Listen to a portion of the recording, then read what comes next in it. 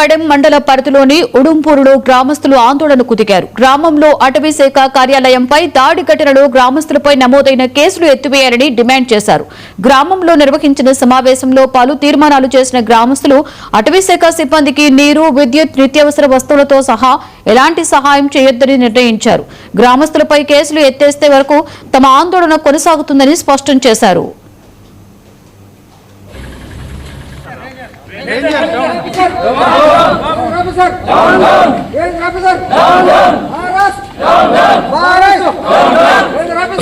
అలాగే DFO sir గారు, అలాగే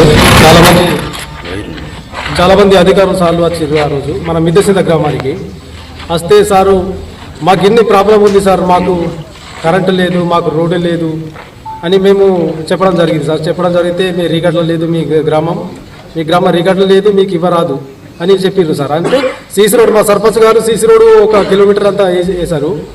అంటే దానికి కూడా జేసీబీ పట్టి తీస్తామంటున్నారు సార్. ఇప్పుడు డిఎఫ్ఓ సార్ గారు, ఎఫ్డిఓ సారు జేసీబీ తోటి తీద్దామని అంటున్నారు సార్. మరి మాకు అసలు గ్రామానికి రోడ్డు ఉండాలన్నా వద్దు. అసలు మా ఇందిరమ్మ ఇల్లు ఇస్తే కూడా ఆ ఇందిరమ్మ ఇల్లు కూడా క్యాన్సల్ చేసి మొత్తం చేసిర్రు సార్.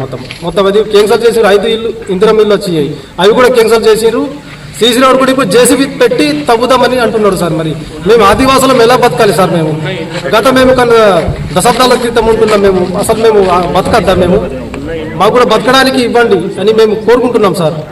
మాకు కూడా బతకడానికి అవకాశం ఇవ్వండి అని మేము కోరుకుంటున్నాం. నాయకపోవచ్చు, గొండోల్సు, లంబాడి వాళ్ళు మీరు మారరా, మీతో ఏ పని లేదు, నాకు మీరు ఏం చేసుకుంటారు, ఒర్లుతారు సాయంత్రం దాకా, అలాగే లేచిపోతారు, కానీ నాది ఏం చేసుకోరు అన్నట్టు మాట్లాడుతుండ్రు.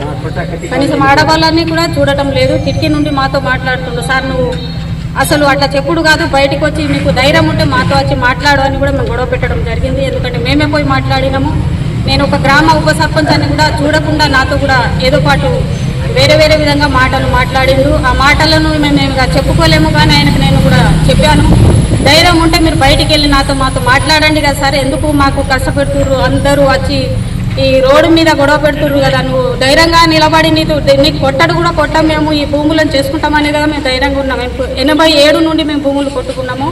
అప్పటి నుండి మాకు వ్యవసాయాలకు ఎవరు అడ్డు రాలేదు. నీవేంది సార్ ఇప్పుడు వచ్చి అడ్డు వచ్చుడని కూడా మాట్లాడాను.